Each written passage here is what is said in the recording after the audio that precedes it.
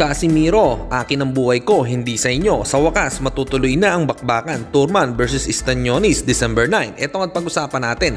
Pero bago ang lahat, pakisubscribe po ng channel ko. Huwag niyo na rin kalimutan i-click ang notification bell para lagi kayong una sa balita. Balita sa mga pambato na isasala. Pasabog na video, lahat yan nandito. Nino Cruz TV ang iyong paborito. Pag-usapan nga po natin mga kaboxing. Sa wakas, may laban na si Keith Turman. Nalabanan si WBO champion Emantas Estañonis.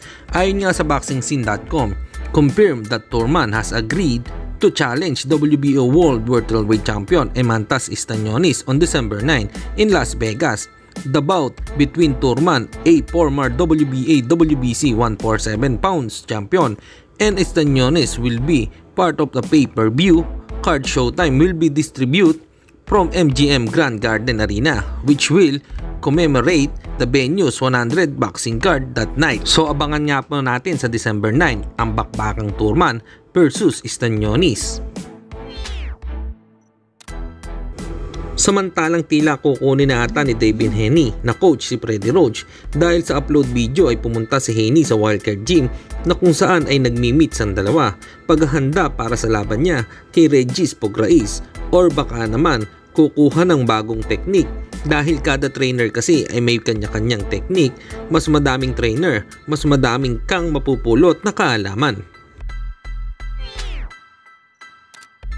At sa kabilang balita naman tayo mga kaboxing, sa daming ang batikos na binabato kay Cuatro Alas at paninira ay ito lang ang kanyang sinabi: ang mundo mo ay ginagawa para sa iyo, hindi para sa kanila, kaya laban lang sa hamon ng buhay. Sa bagay na yan ay may point naman siya, hayaan lang yung mga inggit at mag-focus lang kung ano ang iyong goal.